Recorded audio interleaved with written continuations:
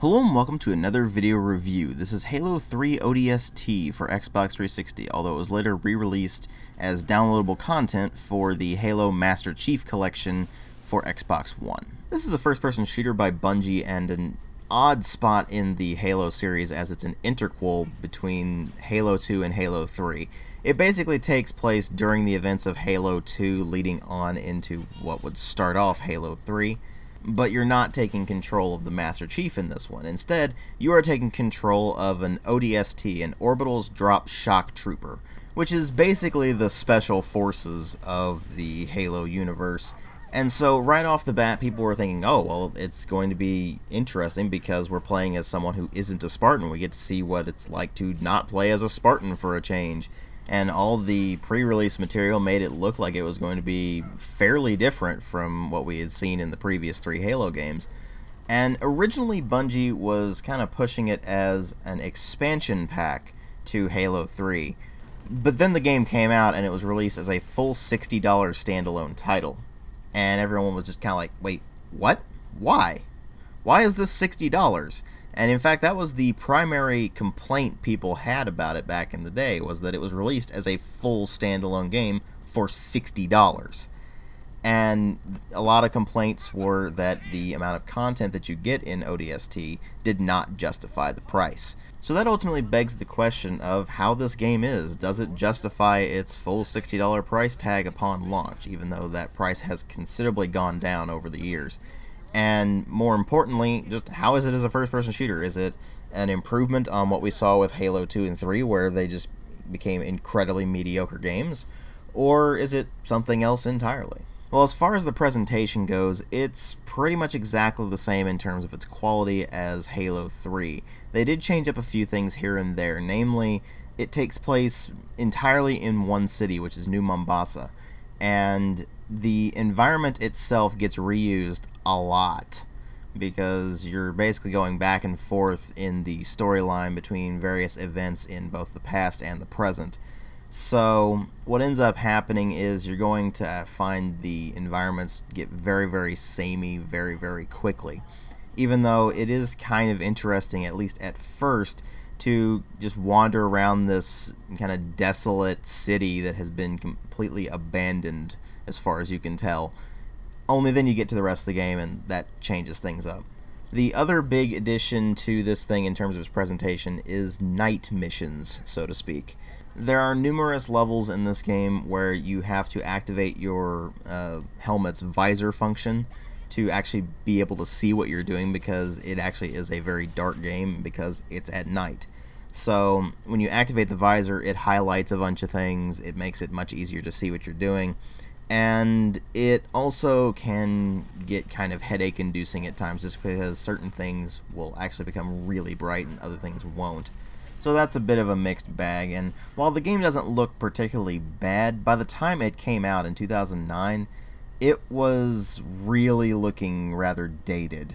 Numerous games had well surpassed it by that point, and so it was kind of a letdown even with the attention to detail that they threw into a lot of the stuff in this thing. And then there's the sound design, where a lot of the stuff was reused from Halo 3, the sound effects in particular. But the music has changed a fair bit since Halo 3. There's a lot more jazz-inspired stuff, which they said was going for the more noir feel, even though they failed miserably at creating a noir feel. And while the music itself is okay, it just doesn't really work all that well in creating a good atmosphere for the game, unfortunately. And the one thing that kind of elevates it in terms of its presentation is the voice acting. For the most part, it's rather good voice acting. I mean, they have a sort of Firefly cast reunion, and by that I mean Nathan Fillion, Adam Baldwin, and Alan Tudyk are all voicing characters in this game. And they all do pretty good jobs as their characters, and obviously Nathan Fillion would go on to play Edward Buck in the new Halo game, Halo 5 Guardians. So obviously he did something right there. But the voice acting itself is all pretty good stuff, and it works fairly well for the majority of the game. There are a few things here and there that don't work quite as well, mostly incidental characters rather than the primary characters you're going to be dealing with throughout the course of the game. But other than that, it all blends together to make a pretty decent presentation. It's certainly nothing that is horribly lacking, even though it was pretty dated when it came out. But ultimately what really matter here are the story and the gameplay, and the story in this is, like I said, set basically during the events of Halo 2, only it's set in New Mombasa. So what ends up happening is that the Covenant invades, and after that the squad Alpha 9 is sent in under the command of Veronica Dare, although the squad is actually Edward Buck's squad. And you play technically as numerous characters throughout the game, but the overarching plot is seen by the Rookie, who is obviously a suit of armor for you to project your personality into, because that's just how Bungie rolls. But the thing is, the Rookie wakes up after dropping into New Mombasa and finds out that his squad is missing. So the game actually starts out with a fairly interesting premise, and that is exploration. You see, as the Rookie, you wander around the streets of New Mombasa looking for various clues that will clue you into what's going on with your squad. The premise itself is very interesting, and it also serves as a sort of hub, where wandering around as the Rookie actually is a sort of non-linear thing. After the first clue that you find, you're pretty much free to go about these various missions as you please. You can just go and find various objects that will clue you into things, and then you'll actually go into flashbacks of things that happened hours before, minutes before, whatever. And it's there that you'll be playing as the different characters. So they have a kind of interesting setup for the actual storytelling, but it's still not particularly interesting. Even though these various characters each do have their own personality, you're talking about, of course, Edward Buck. You've got Romeo, who is the squad sniper. You've got Dutch, who is good at CQB. You've got Mickey, who is the demo expert and the pilot. And then there's Dare, who is a captain in the Navy and also an officer of ONI, which is the Office of Naval Intelligence in this thing. So she's the spook, basically. And she's a generally very unlikable character. In fact, the only really likable characters in this thing are Buck and Mickey. To a lesser extent, Dutch and Romeo. But they don't really have a huge amount of strong characterization. They're decent enough characters for what they're doing in the game, but once you try to delve more into them, they don't really get any more complicated than we are soldiers who have kind of quirky personalities, and that's about it. And of course, Dare is just one note pretty much the entire game, and the Rookie is a blank slate. So you don't really have a lot of strong characters to latch onto. About the strongest one you can latch onto is Buck.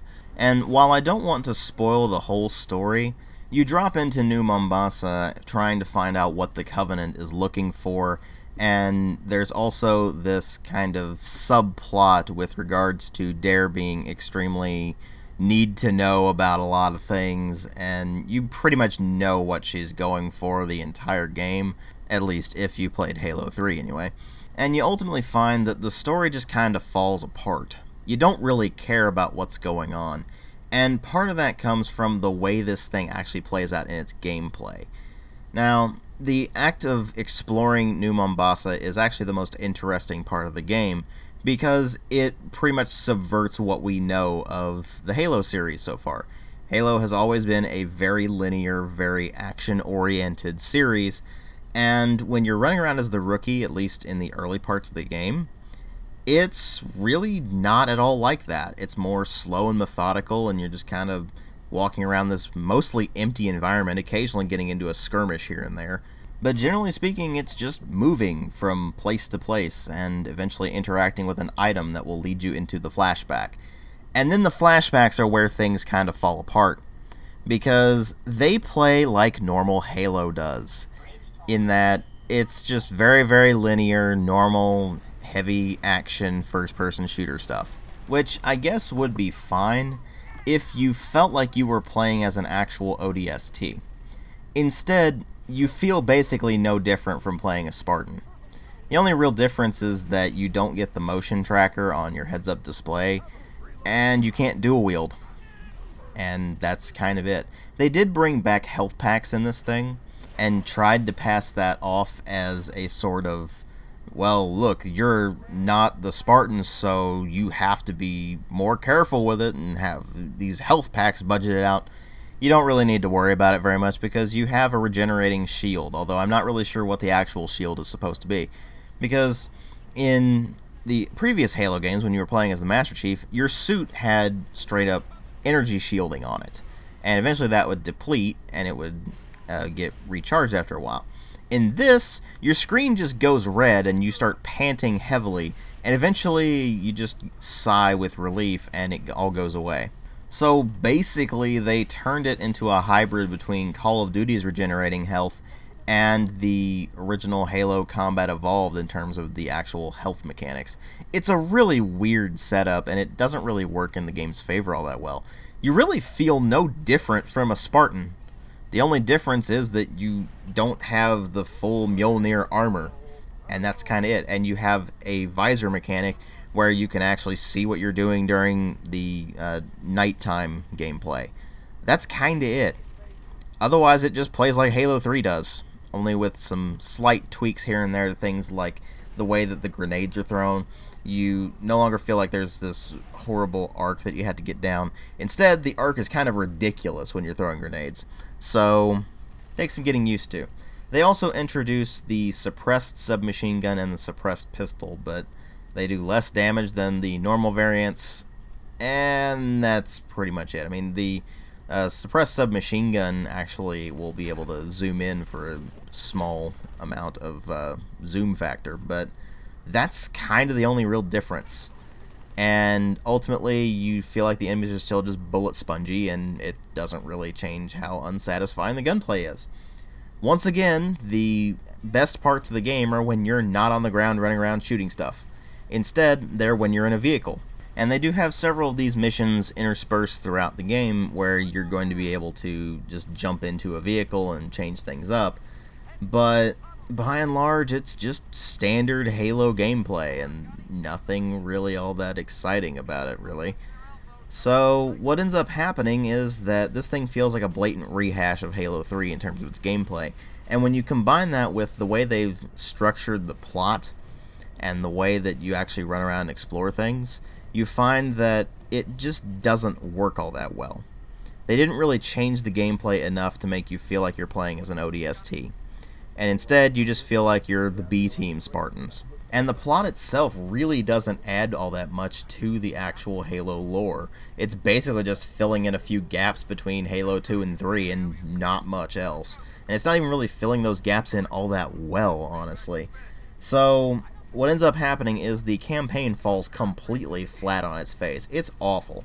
But luckily, it wasn't the only thing they included with the release of Halo 3 ODST. It also includes the full multiplayer component of Halo 3 on a separate disc, oddly enough. So you had to swap the disc out from the campaign and firefight disc to the just pure Halo 3 multiplayer disc. You do also get a few extra cosmetic things with the ODST version, but it's just Halo 3 multiplayer, so if you played that, you've played Halo 3 ODST's multiplayer. The other addition they made was Firefight mode, which is really just a basic horde mode, so it loses steam incredibly quickly. You just go into the Firefight mode, you fight off waves of enemies, and that's pretty much it. They might throw in a skull here and there to change things up, but by and large, it's just standard horde mode. And what ends up happening is that not only does this feel like just a rehash of Halo 3, but it doesn't add all that much, if anything, to the Halo universe. It has an absolutely minimal amount of content that is actually unique to it. Pretty much everything else was just recycled from Halo 3, so it doesn't really add anything to the Halo games in terms of their actual gameplay or anything like that. And the only real addition this thing has over just basic Halo 3, other than its rather lackluster campaign, is the Firefight mode, which just loses steam incredibly quickly. So what are you left with? You're left with a very, very small expansion pack for Halo 3 that was priced as a full standalone game. It's actually pretty insulting. And it's completely understandable why Halo fans were neither impressed with it, nor even accepting of it. By and large, most Halo fans I've seen pretty much revile this thing, and that's for good reason. About the only thing that really stands out about it is some of the voice acting, and that's really not enough to save this thing. It's got too many elements that are at odds with one another. It doesn't actually succeed at the noir feel it tries to create, because it's just not noir. It doesn't succeed at trying to give you this feeling of exploration, even though it tries to give you that impression from the very beginning, and you get the idea that it might be centered around exploration and have a very different playstyle than Halo 3. It ultimately just ends up playing as Halo 3. And they had a great chance to make this thing its own game, to give Halo 3 ODST its own unique identity, and what they did instead was just make a cash-in. I give it a 1.5 out of 5. Thanks for watching.